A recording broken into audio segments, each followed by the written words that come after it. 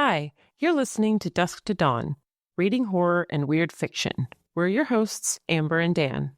Read the episode's book first if you don't want any spoilers, because we're full of them. We also talk about sensitive topics. This is a horror podcast after all, and we swear a lot. Well, Amber does. Find any trigger warnings in our episode notes. We're happy you're joining us, and enjoy the show. Hi, welcome to the podcast. So Amber and I went to the Portland Book Festival, and she was especially excited because we went to see a talk by one of her favorite horror authors, Stephen Graham Jones, who I'll let you talk about a bit because I have not yet read any of his books or stories. Okay, so at the Portland Book Festival, he was there to speak about his newest novel called I Was a Teenage Slasher, which was a fun read, especially because one of the main characters is named Amber. So that was exciting for me. That one is supposedly a bit of a autobiography of his growing up in small town Texas. And then he just created a slasher out of it, which is a fun concept. But yeah, other things that he's known for is the Indian Lake trilogy, which starts with My Heart is a Chainsaw and then Don't Fear the Reaper. And then The Angel of Indian Lake. His other most famous is The Only Good Indians. And an older, but I think just as popular one is Mongrels. Yeah, it was a fun talk. I definitely want to read this guy because his name keeps coming up in any kind of conversations I've been reading or listening to about horror. And Amber likes him a lot, so I should read him and check it out. Something funny about this conversation is we didn't realize until we were in line that another author was going to be there that I was currently reading, Brian Evenson. They introduced him as Brian Evenson, but I haven't settled on that in my brain yet, so I'm going to go with Evenson for now. Brian Evenson writes some really cool, strange, minimalist short fiction. He also has a couple of shorter novels, like the, 170-page range, so short novel, novella, I don't know, but that length of story, I think, is about as long as he gets. He seems more adept at short story collections. And as the moderator pointed out, he's a very bleak writer. They say he's very bleak. I see it. Of course, there's bleakness in his writing, but I also think there's a lot of humor in it. But anyway, he's just a really cool writer. Some of the short story books that I've read by him are A Collapse of Horses. He was there because he had just come out with Good Night, Sleep Tight. I read a couple of stories out of that, which is cool. Has some creepy AI stuff going on in there. So it's got a little science fiction-y. And it's got a little science fiction-y on it. And it was just cool because I didn't expect him to be there. And at first I was really nervous because I didn't have a book or anything for him to sign, which I tell myself is a dumb thing. Like, I don't need this random person signature, but not having a book there. It's not a random person. I care about his stories. He's just some dude. Yeah, but it's nice. It shows that people enjoy their work and are willing to take the time to come out and say hello and appreciate what they do. I think it's awesome. Yeah, that's true. I guess the punk rock part of me sees it as just like a commercial collection. Like, here's this guy's Says the guy who has over 100 books in his office. It's just a collection. Well, the books themselves are... Okay, you got me there. Yeah, okay. All right, anyway. So to wind back around to what we're talking about today, Evenson is kind of like a weird fiction, minimalist horror type writer.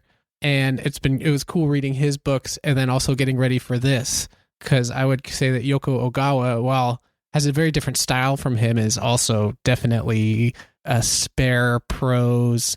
Weird stuff is going on, not necessarily like horror in the main frame, but a lot of it is on the edges and kind of what you don't see, and it's more about the tension and eeriness than anything horrific like in the slashers you love so much.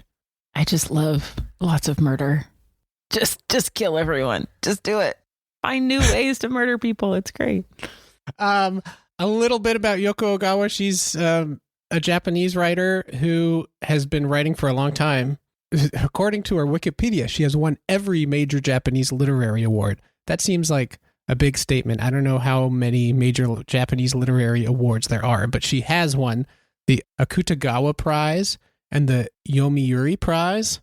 She's also been the recipient of the Shirley Jackson Award and the American Book Award.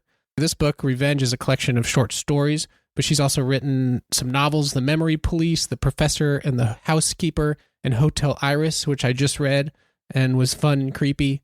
I have The Memory Police waiting somewhere downstairs from the library. I want to dive into that one next.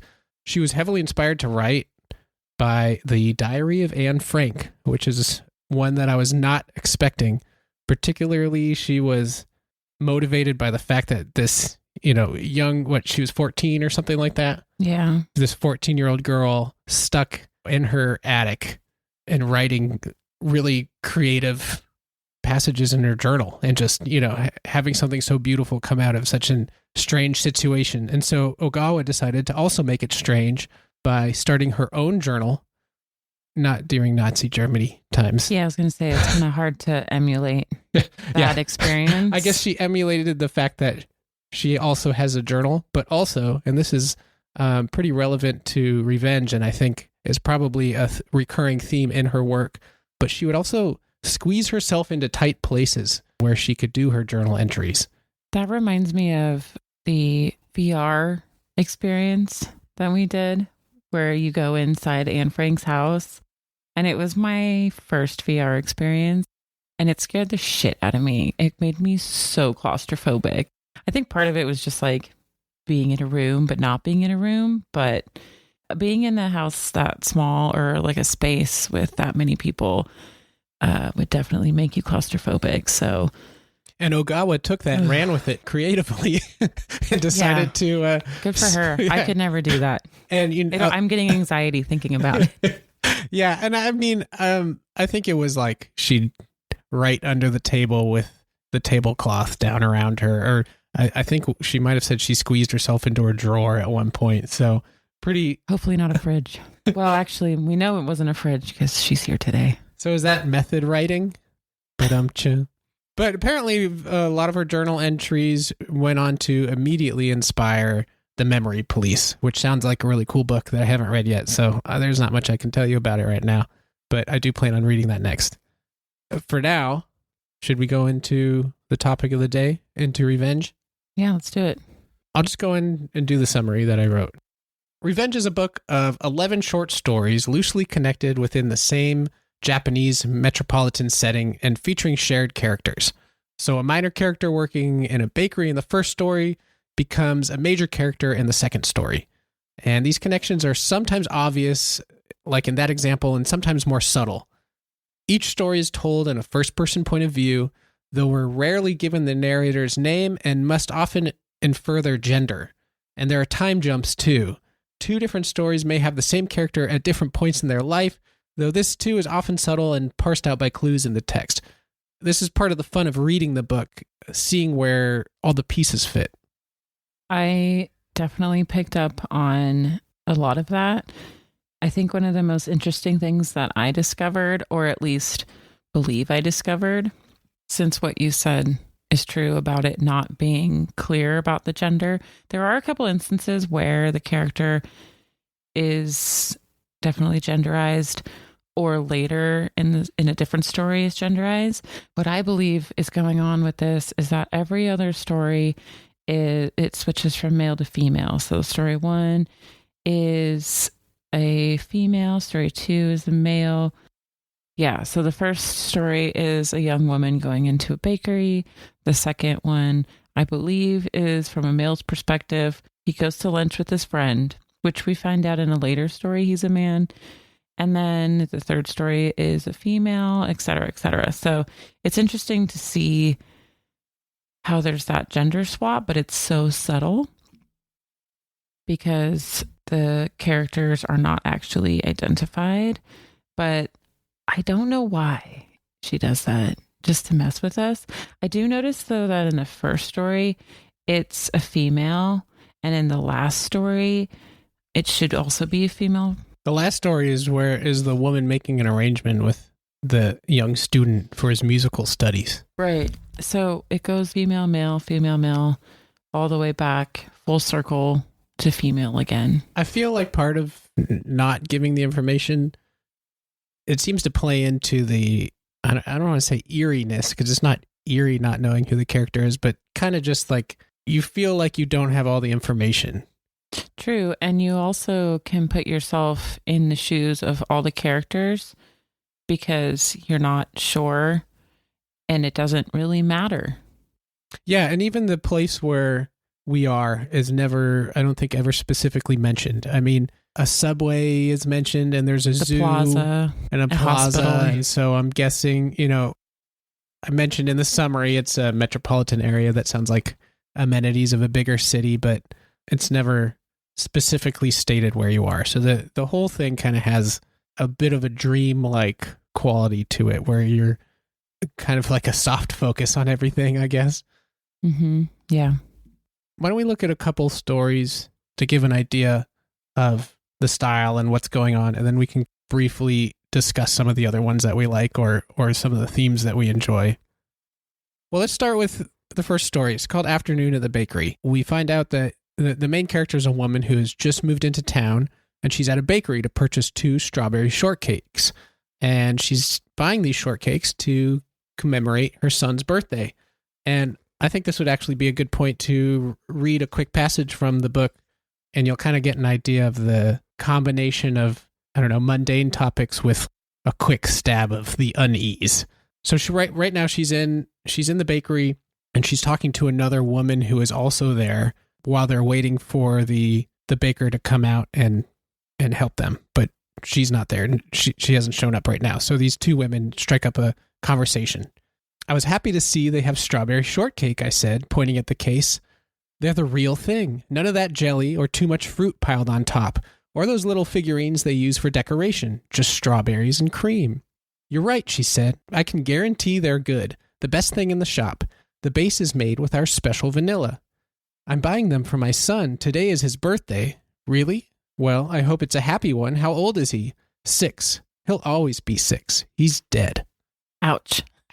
And as a parent of a 6-year-old, that line hit me more than it hit me, 2 years ago or whatever it was when I first read this.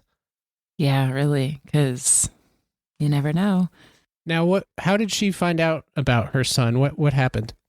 So she got a call that they found her son on his birthday, and he had been found in a refrigerator with the door closed. He was curled up in the fetal position, and I keep wanting to say stuffed in there, but we don't know how he got in there. But this refrigerator is abandoned in a vacant lot, by the way.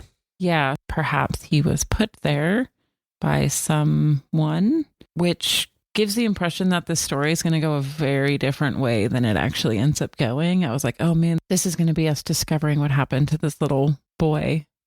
Yeah, and it turns out that's just kind of one of the many strange things going on in this community. It's one of the skipping stones that keep coming back in the story, but I like only a droplet. A few other things in this story that keep popping up are the strawberry shortcakes and suffocation. So what I learned in this short story collection, which I thought was really fascinating, is how many times these little items that can so easily be ignored normally just keep returning, like specifically strawberry shortcakes. The first 2 stories take place on a Sunday. There's talk about suffocation constantly, and later on there's more. Kiwis become important, and then later on tomatoes start playing a role in a couple of stories. Yeah, so there's this consistency throughout, even though the stories could seem very standalone and would work standalone, they still come together, not only with the tidbits of each person's story, but these items that she's placed throughout the story, which I think is just so cool. One of the cool things that happens with the strawberry shortcakes that she first bought for her son on the birthday where she found him dead. She ended up keeping those strawberry shortcakes and watching them mold and rot and being fascinated by the designs of the mold popping up on it. And then that leads to her crawling into her own refrigerator after emptying it to see what it feels like to be in the tight space that her son was in. And then her husband finds her and takes her out and slaps her and leaves her. What a great response. Yeah, really, very healthy. Although I think this is probably the first instance where we see the strawberry shortcakes and food starting to rot. And that becomes a point later on. We come across kiwis that are overly ripe and sour smelling, and tomatoes that have been crushed on the roadside. So there's definitely some kind of play with food and food rotting or going spoiled, along with all the eerie stuff in the neighborhood. It's as if it's organic matter disappears over time. Dun dun. So at the end of this story, the main character is still kind of wondering, like, where's the baker? I need my strawberry shortcakes. And she ends up peeking around the corner into the back of the kitchen and sees a woman on the phone, and she's like silently crying. And so the main character doesn't want to bug her or shout out to her because she's obviously having an emotional moment. And this seemingly minor character in this story who is crying then ends up becoming one of the main characters in the next story. And so in this transition, it's made very clear. The end of the second story, we find out that she's the girl who's crying on the phone. So I think this is the author's way of more obviously showing us, hey, here's a character from one story that's in another. And it's probably the easiest, most obvious connection that she gives us. Because as the stories go on, at least for me, I got to a point of just suspecting if a character had been in another story, but not really knowing, but also wondering if that's even the point. You know, there's a part of me that wanted to think like, okay, this character in the sixth story was in the second story, or this event they're mentioning here happened over there. But I almost feel like that's not what she's going for as an author. That's not really the way, not saying there's a way to read it, but I don't think it's let's figure out the puzzle pieces. I think it's almost read better just being unsettling and setting off those senses, those tingling senses of like, this, where have I come across this before? Yeah, I know this person already. Yeah, I definitely started to go down a rabbit hole of, okay, this person's connected with this story. And so I was also trying to figure out time. The story takes place on Sunday, and then they're talking to this person on the phone. So when they're talking to this person on the phone, which is the end of the second story, then the second story begins here. And I was just like, oh my gosh, I am way overcomplicating this and possibly missing the point of other aspects of the story. But it is very easy to create like a web of who's connected how, and which I think is a fun element. If that's your jam, you can definitely do that in this small book. Oh yeah, you could totally do that. I'm sure there are some connections that are just thematically there, and maybe you can't draw, a dotted line from one thing to the next. But I'm sure there's also a lot you can connect to directly. For example, the name of the book being Revenge. There are some obvious cases of revenge. There is a nurse at a hospital who cuts off her boyfriend's tongue because he won't divorce his wife to start a relationship with her. And she thinks he's lying to her. Yeah. But the best part is he wasn't. He wasn't? No. He said that's right, because he got stuck in the snowstorm. And she said that he lied to me about being stuck on the train, but we know he got stuck on the train because in another story, the man sat there talking the whole time about being stuck on the train because he was going to miss his mother's funeral. So we know that the train got stuck in this freak snowstorm, and it was just her who was a liar projecting that onto him. And it's just like, oh, so she even got revenge for the wrong reasons. And then this book is not called Just Revenge. Yeah.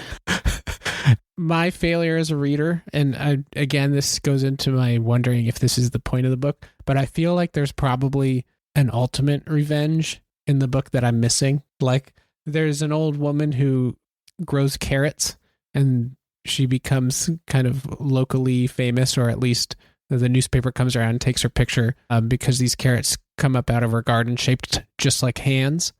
And it's discovered later by the police that we don't know if she had done it, but her husband was found buried in that same garden with his hands missing. So there's another instance of clear revenge. I think they arrest her for that, so I'm pretty sure she did it. Oh, yeah. Also, she lied and said he disappeared by the ocean. This is why I'm not good at untangling all the mysteries of the book. And I'm too good at it because then I missed the big picture. So we're a good team. But yeah, it's really interesting. So that snowstorm that she mentioned comes into a couple other stories. A woman takes a boy to the zoo, and the snowstorm causes them to have a snowy zoo day. And what's funny is it comes up later that she told someone that it almost killed them, that like the snowstorm was dangerous. Whereas from the boy's perspective, it was just a weird, fun day and they had ice cream and it was snowing and it was kind of weird. Yeah. So even the different characters have different perspectives of the same event, unless it's two different people who have absolutely no connection. They just both happen to be at a snowy zoo at one point in their life. There's that too. That's the thing. You don't know.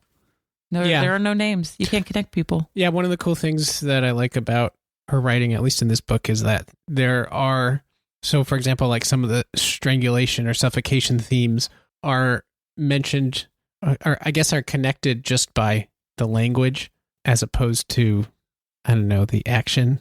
I don't know where I'm going with that. Do you want me to talk about all the suffocation and strangulation in this book? Why don't you do that? Okay, so in the first story, we find out that the son suffocated in an abandoned fridge. And then in the third story, old Mrs. J, when they find Mrs. J's husband in the vegetable garden, he died of strangulation. In Lab Coats, the main character talks about how she almost suffocated on a peanut as a child.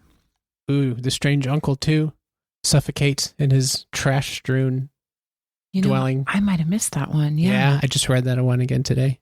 Okay, so there's that. And yes, in The Man Who Sold Braces, when he's crushed by his stuff. I actually just didn't get there yet. Yes. And at the Museum of Torture, there's the corset that it's not quite strangulation, but works by suffocating and crushing the person's ribs and organs. So there's suffocation there, yes.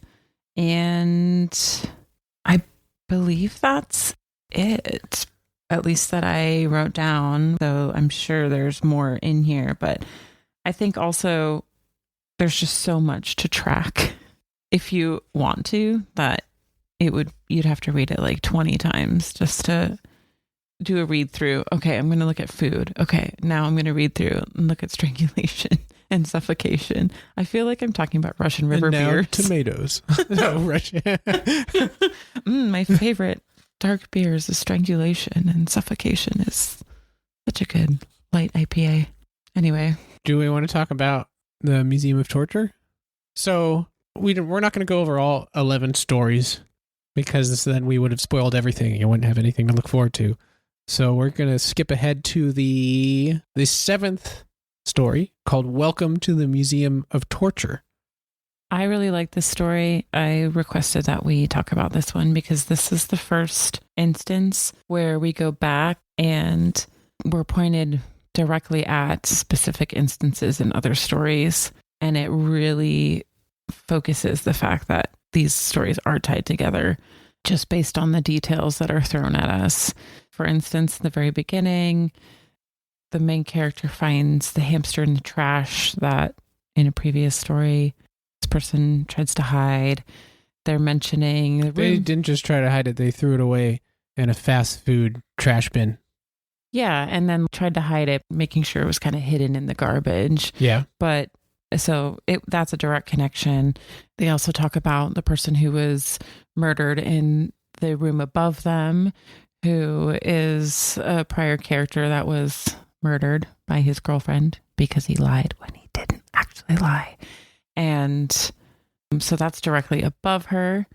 Then she also mentions how a person was stabbed at the hospital, and also talks about how she went to the Plaza Bakery to get strawberry shortcakes. She wasn't just stabbed in the hospital. She had her heart cut out and put into a custom bag. Well, see, now that is interesting because that's what that story says. But when she talks about it, they just say she was stabbed. Yeah, that's strange because in the previous story, it's pretty clear that he cuts out her heart, which is outside of her body. From his perspective. Yes, from his perspective. because I'm not. That's one of the one. Okay, let's Let's talk bag about over this. it. Right, I know. But then there's also in this story, there's the bag maker's corset, which crushes a person, and I feel like that could be the heart bag, and either it's just the information's not being given that her heart's outside of her body, or he just sees it that way and crushes her. And then I don't know. It's just so odd. Interesting. Why would it be a different bag? Why not stick with what's, I don't know. Well, maybe There's he so likes much going on. killing people with his custom made bags. Maybe it's just another victim. I suppose. But I guess. I think what throws me off is, I don't know, maybe they didn't catch him in the hospital. And so then he goes on and kills more people. It's not explained. It's not explained clearly. It is one of those things where an event is described, but in a way that you would not have described it, which makes you wonder if it's just a different way of the character describing something that happened, or if, like Amber is saying, what we read as taking place isn't what took place. Yeah, exactly. Not confusing at all. It gets even more confusing. Well, hold on. Let's. I guess before I move on, we should keep digging into Welcome to the Museum of Torture, because there's definitely more here. Yeah, I just wanted to give an overview of how many connections. This is the first story that has. It's just like every paragraph, it felt like, oh, this is from that story. Oh, this is from that story. Oh, this connects to that. And I just felt like, okay, she's definitely doing this on purpose. I felt this story really was the like, hi, I'm waving this in front of your face, that I'm connecting all these stories, that this is some form of a timeline or cohesion of lives that aren't necessarily in a direct order, but they definitely intersect with each other. Yeah, I feel like if this story could be the black hole of the collection, everything else is gravitated toward it or blows up out of it. I like that. Yeah, I just thought of that right now. It's pretty cool. But I also feel the same way. I feel like this is like the shimmering story where everything that came before and the stories after are all affected by it. And it's in a good position for that, right? It's story 7 out of 11. So that's right at about the point that you'd hit the climax in a novel, perhaps. Yeah, and also it being Welcome to the Museum of Torture. I mean, this is a book about revenge, so it's looking at a atmosphere where this one character can go in and look at all these stories almost in a way that we are. They're just also part of the story. Yeah, this has characters and artifacts that you wonder how connect to other characters, which is very unsettling since all the artifacts we're looking at are torture devices. And I'll mention on that note too, the curator, who is also a character in the next story, mentions that he will only accept a museum piece if it has been used on somebody as a torture device. So that's strange. Yeah, and he explains that he does this by testing it for blood and that kind of thing. One thing that drove me nuts about this story was that they talked about other items in the museum. And so I kept waiting. I was like, okay, I'm going to have to read this again afterward and see what else is connected just at a later time and like draws back to the story. But it doesn't really, besides the curator, who we get his story directly after.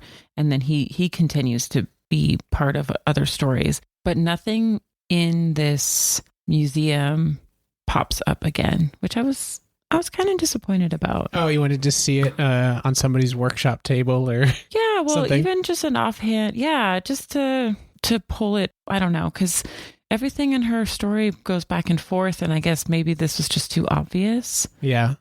I don't know, but I wanted that to happen. The next story does feature the curator, and I feel like in Welcome to the Museum of Torture, he's presented as this just like real suave old guy who just knows his shit and is charming as hell and just like a slick guy. But then what happens in the next story, we learn that he is actually a bit of an itinerant like had a bunch of random jobs, had 3 wives, multiple affairs. Most of the things he worked on, like he works on a model airplane with his nephew and it falls apart. Everything in his life crumbles. Yeah, everything crumbles. So we go directly from this story of like, I don't know, a suave torture curator to a real person whose life is just barely keeping together at the seams.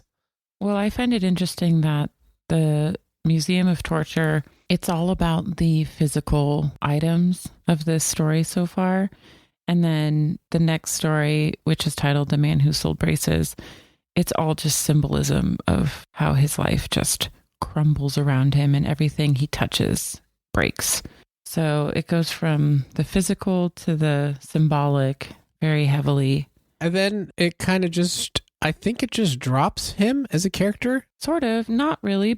Well, no, it doesn't, because he was in charge of the tiger, the Bengal tiger. Right. Yeah, and yeah, then the next story is the last hour of the Bengal tiger. So it goes back in time a little, though. Okay, let me back up. So in The Man Who Sold Braces, he ends up working for 2 ladies who were twins, and they have a Bengal tiger. And his job is to take care of this tiger, also to help them with all their oddities that they collect around the world, which then turns into the Museum of Torture. So yeah, these twins were daughters of a very wealthy coal baron. Yeah, so this story piggybacks on the Museum of Torture because the stuff that these old ladies collect then become the Museum of Torture. And then again, from The Man Who Sold Braces, the next story piggybacks on this story. So, but it's not from the beginning. It's like in the middle. It's like an insert. It's so complicated. But the next story, the last hour of the Bengal tiger, is a pause within The Man Who Sold Braces. So at the very end, the Bengal tiger is dead. He gives away the skin as a coat. But in the next story, it's all about the tiger's death.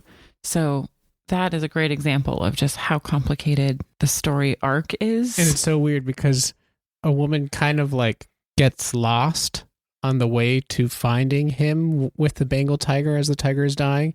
And it's the woman who cut out her boyfriend's tongue in the previous story. So, you know, another weird connection there. Yeah, it's just endless. So I really should have drawn out some kind of map, and I'd look like that meme from It's Always Sunny in Philadelphia, where it's just like, I'm crazy. Yeah, you could definitely do that. Could easily do that. But this is just a hobby, so we didn't go that far.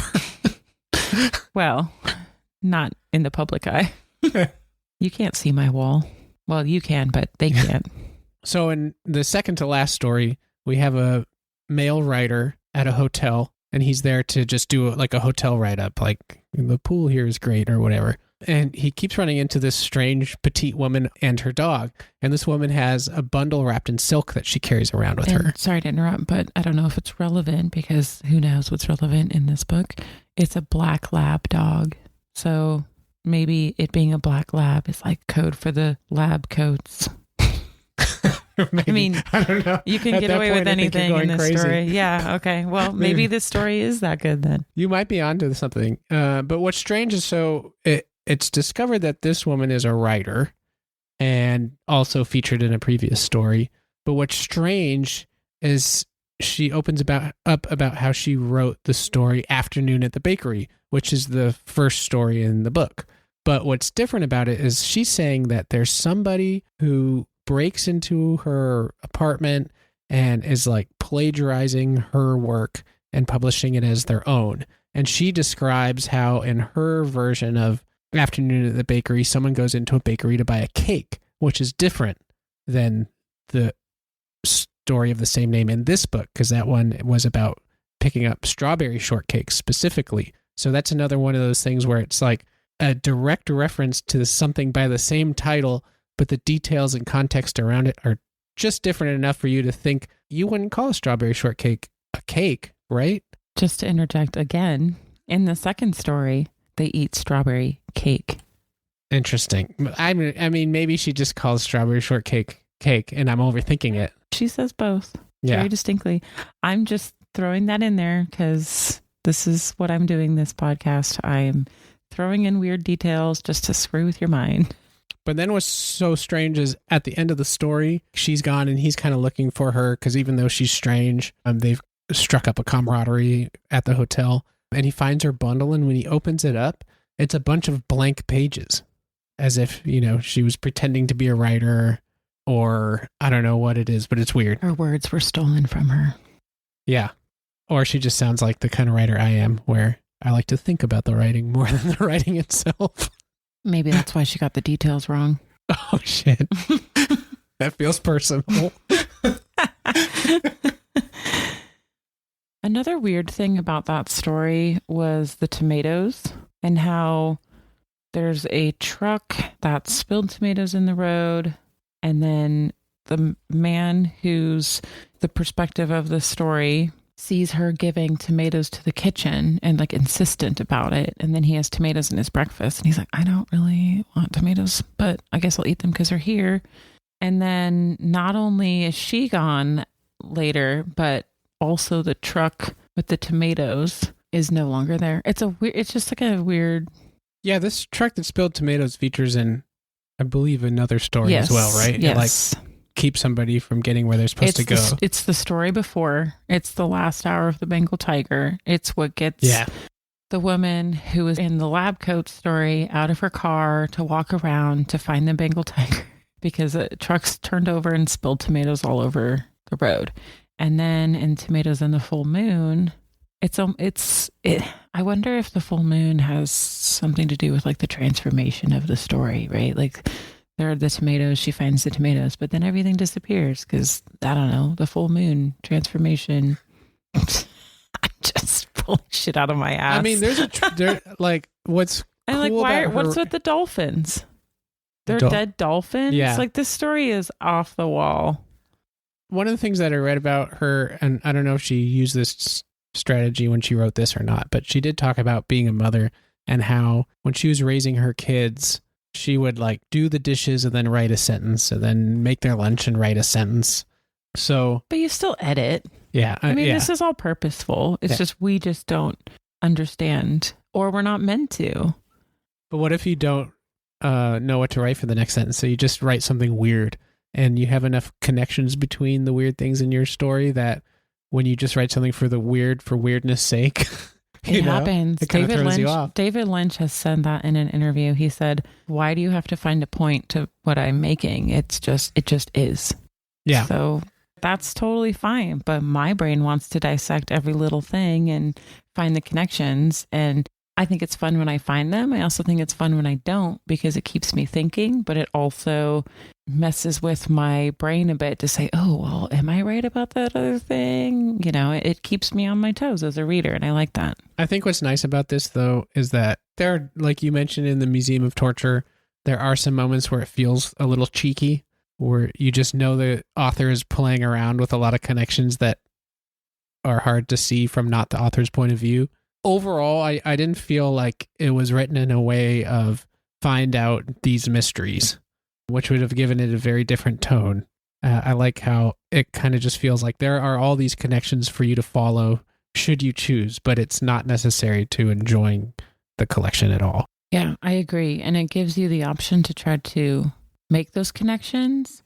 And I think she throws those in there to keep you on your toes so that you're not just trying to make those connections and can also just read the story for what it is.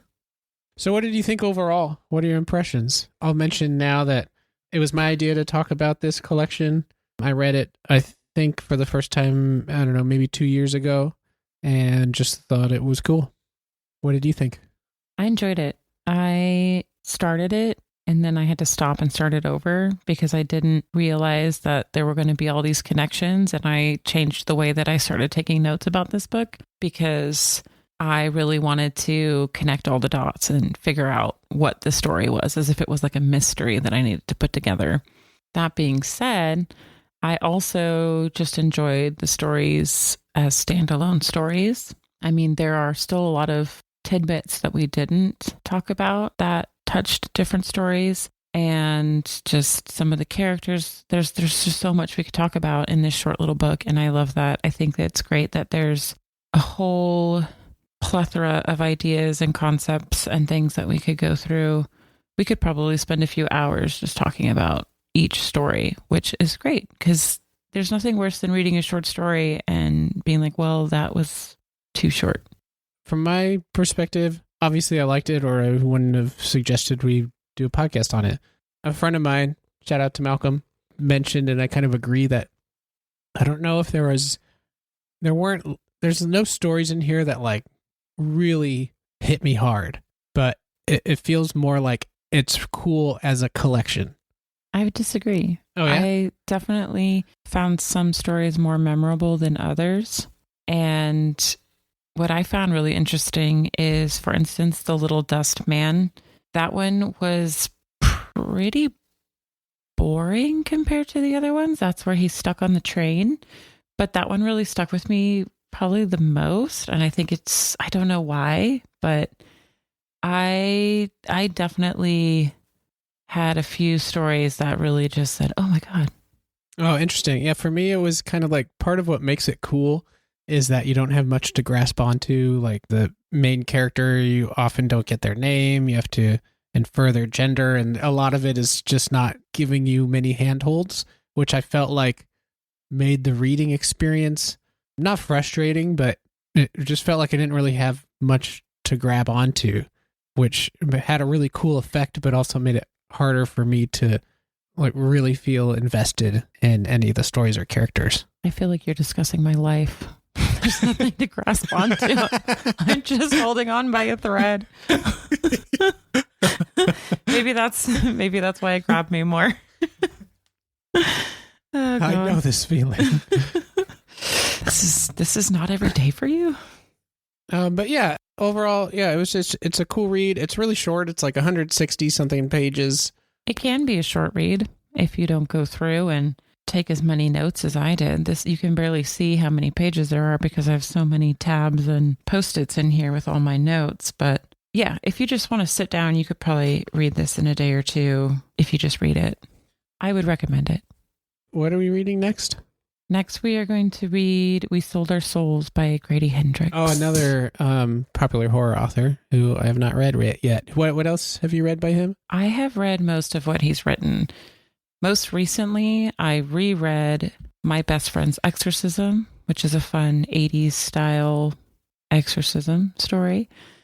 He wrote The Southern Book Club's Guide to Slaying Vampires, which is like a suburban vampire story. I like the pauses there. He wrote The Final Girl Support Group, which is a fun play on the... Which is a... Final Girl support story.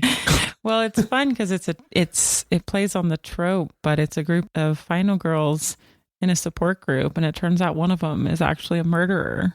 So who's going to survive the final girls if they're all final girls? It's such a clever... I love that book. We should do that book. He also wrote Horror Store, which is hilarious.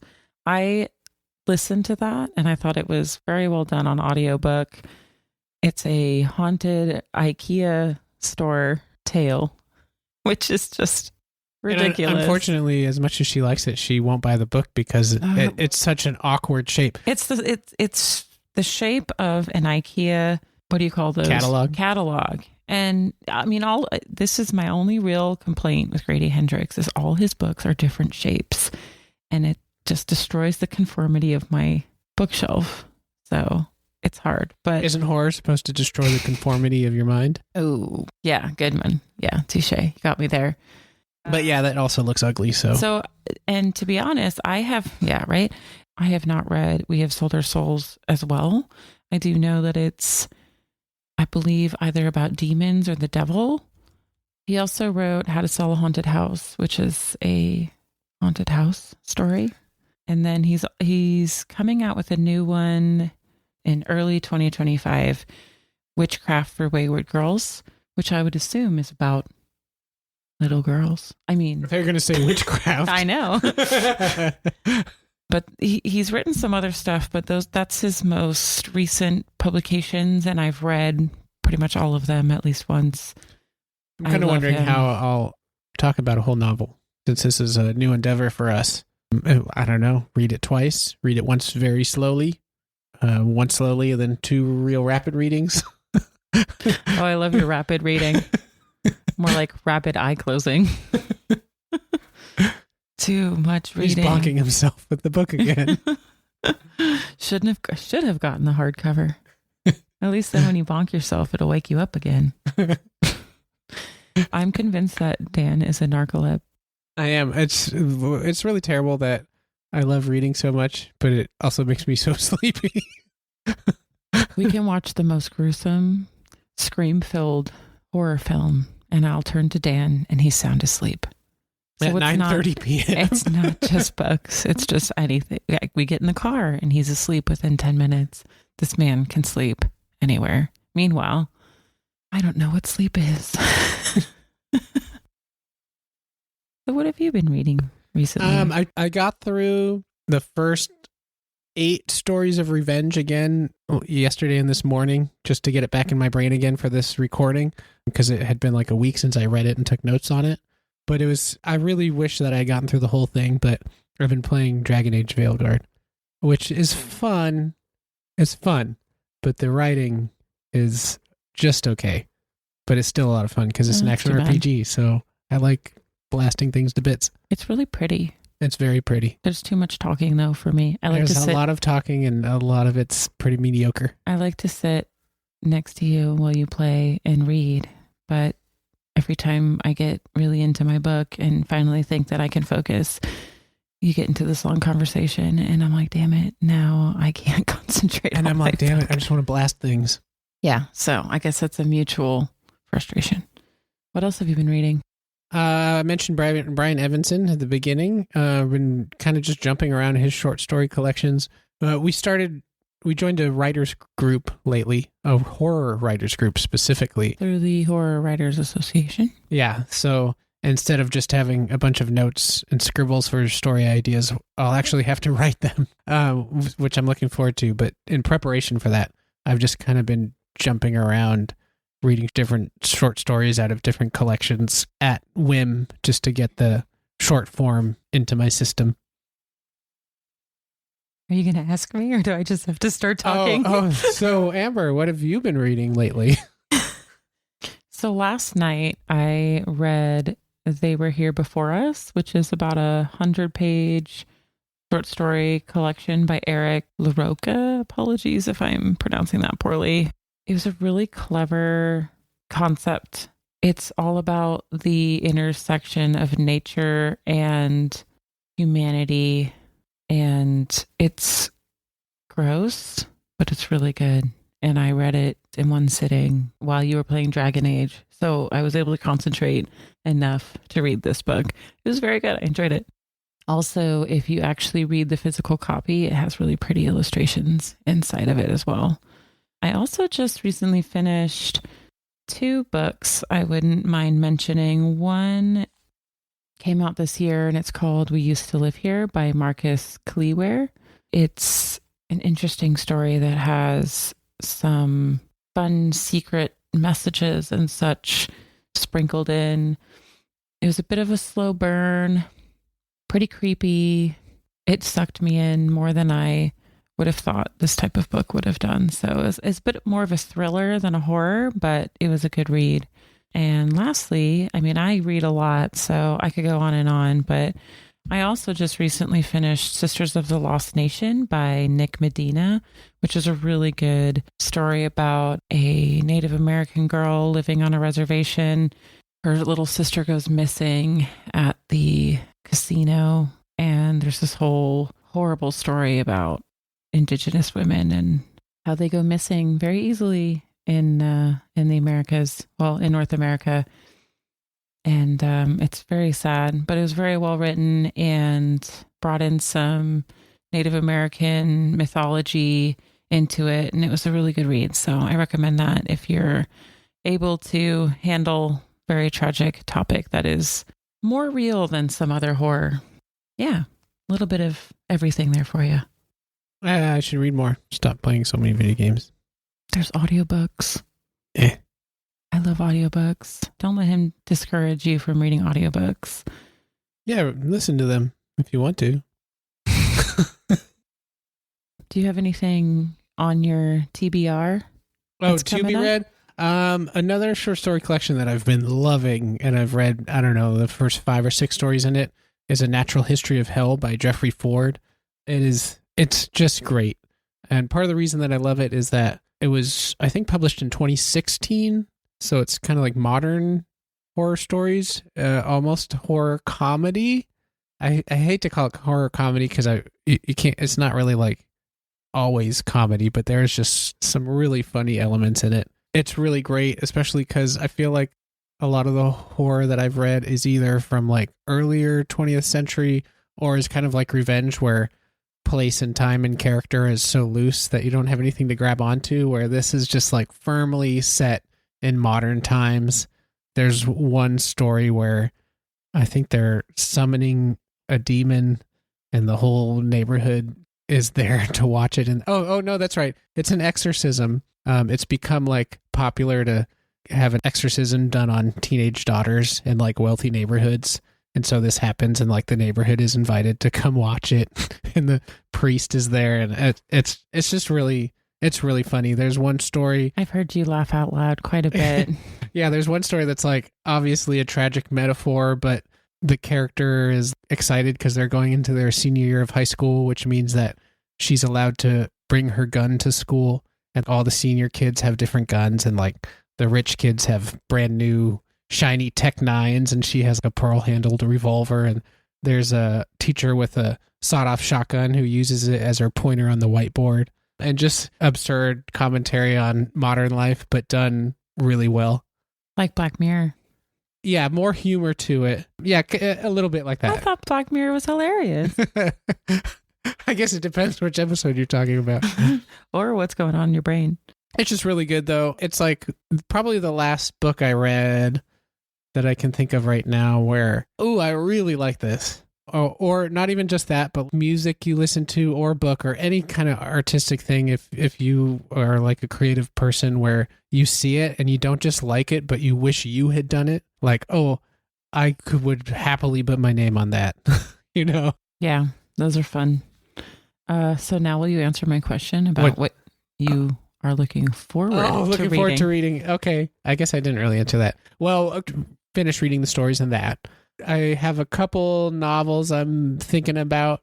There's The Memory Police by Yōko Ogawa, which we mentioned at the top of the podcast.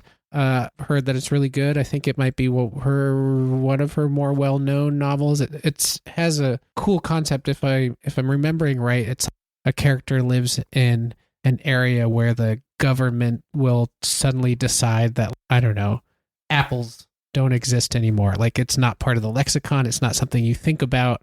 It's just gone from collective memory. And so I think different things start getting taken away from this character's world. It sounds cool. But also, Brian Evenson at the Portland Book Festival signed one of his novels that's about a Mormon blood sacrifice cult. And that sounds cool. Isn't that what got him excommunicated? I think so. That sounds cool. Yeah, it sounds really cool. I have Mormon history in my family, and I haven't read any of his novels or novellas, depending on what you would consider 170 pages to be. So yeah, 2 novels I've been eyeing from authors whose work has been short stories for me so far. Oh, I guess I should read the next book for the podcast. So We Sold Our Soul by Grady Hendrix. Long pause as I await my question. What's your question? Didn't I already ask you the question? No, you didn't ask me what I'm going to read. Oh, what's your TBR? I have finally been in the mood for some science fiction horror. I haven't delved into that in a while. And I'm going to pick up The Luminous Dead by Caitlin Starling. I've read The Death of Jane Lawrence, which I enjoyed. So I'm looking forward to something completely different, but from an author I know I've enjoyed. And it's, from what I gather, it's a person who's supposed to go in a cave on a different planet in a spacesuit, and it's very claustrophobic and has elements of Annihilation, which you keep telling me to read, by Jeff Vandermeer. Thank Thank you. By Jeff Vandermeer, as I stumble on my words. and Andy Weir's The Martian. So I'm like, this could be an interesting read. Hopefully it's good. And then I'm also just picking up Hiding Lies by Stephanie Rose, who is actually the head of my book club group, Death by TBR. So I'm excited for that because this is her debut novel. So that'll be a fun read. I think it's a police psychological thriller horror. It's about the forensic photographer, I think, who gets sucked into a murder thing. We'll see. I always like police and horror stories. Yeah. Just because it's like, there's the bumbling policeman and the crime procedural, right? But then you add demons on top of that, and there's just so much confusion. Yeah, or murderers. Okay, so it could very easily balance on the thriller horror tightrope. I find that I've definitely read some books that were labeled as horror, told me they were horror, and they were 100% a thriller. And it was not a horror. So we'll see. Was horror doing better at the time? Maybe. When has horror ever done better than thrillers in the general public? I mean, if you know, please tell me, because I'd be surprised. I mean, Stephen King, half of his novels have been labeled as thrillers because horror wasn't even really... Okay, I'm not going to get into genre because that's a whole nother conversation, but thriller and horror definitely hold hands. So we'll see which side of the tightrope. Yeah, like a slasher is probably the ideal thriller horror, right? I would think. No, that's pure horror. But you're just killing people left and right. I guess, in a thriller, it's like the suspense of... It's like the right... Oh my gosh, this person's trying to kill me. They might actually kill me. They might kill me. I guess you then kind of know the threat in a thriller. Okay, if you're going to talk about a genre that is very clearly horror but has thriller elements, I would say it would be more home invasion. Especially if it's... Oh, because then, then you know the enemy. Cat and mouse, the chase, and so that's my 2 cents at least. Because a slasher, it's who is going to be the last person to survive, not is the main character going to survive. Unless, of course, it's... A traveling slasher? A traveling middle-aged slasher? Yeah. Or if the title is I Am a Final Girl, then you probably know who's going to live. But I was a teenage slasher. Does that mean you're no longer a slasher? Does that mean you're no longer a teenager and you're still a slasher? I think Amber's ideal story would be a slasher where it starts with the narrator narrating them slashing somebody at that moment. Okay, so I recently found, speaking on that subject, it's not quite that, but I recently found an author that I am very intrigued with. Her name is Ivy Tholen, might be pronouncing that wrong, Tholen or Tholen, and she wrote Tastes Like Candy, and it's... You love that shit. It's so good. It's so good, and she's self-published. I found it at Powell's, and I was like, what? I didn't even know Powell's had self-published authors, but I loved it. I bought all of her books. Unfortunately, I had to buy them on Amazon because that's the only place where you can buy them other than, I guess, the first one at Powell's, but I am devouring them like candy. Yeah, I'm looking forward to this podcast because at least based on our early explorations, I'm seeing very different themes between our interest in horror, where I feel like I'm gravitating more toward psychological degradation approach and like with revenge, I like the sustained eeriness where it feels like you are more of stab some people. I don't know, more pulpy maybe? Is it? Yeah, I'm more pulp, you're more goth, which is funny. I'm goth. Wow. Well, gothic fiction, yeah, it's not running around murdering people. I've never thought of myself as gothic. I would not say Ogawa is goth literature. But I know, not goth. Yeah. Gothic literature. But it kind of has similarities, like the eerie, like the horrific things are almost on the boundary of things, where you want it center shot. I want the murderer bathing in blood. It's good for the skin. So to conclude, this was a fun read. This was a good first podcast. So if you're still listening, thank you for bearing with us. And we enjoyed reading Revenge and discussing it. Yōko Ogawa has quite a few novels, I believe. They're all really short as well. Is that true? I mean, the ones that I've seen are all under 200 pages. I would say that we both agree to recommend this to you. I think that it was worth the read and it's not too long. So if you're interested, you can make it a long read by doing what I did and trying to take note of every little instance of something that might crop up later in the story. It's also just a fun, quick read, and it's great to get some Japanese horror in there because Americans tend to flood the market, at least in my experience. Yeah, I think if you like eerie tales, I'd say it fits pretty squarely within eeriness more than horror. If you need the classic slasher bloodshed. If you need the visuals of murder, you're not getting it in this book. Yeah, this is more about trying to figure out what's in your peripheral vision. So if you like that kind of thing, which I love, you'll like this too. Well, if you've made it this far, then we didn't scare you off. Thanks for listening to Dusk to Dawn, reading horror and weird fiction. Please rate our podcast, and if you like, follow us on Instagram at Dusk to Dawn Podcast, which is also our Gmail address. Tell us what you liked or didn't like about the show, and let us know if you have any book suggestions. See you next time. Bye. Bye.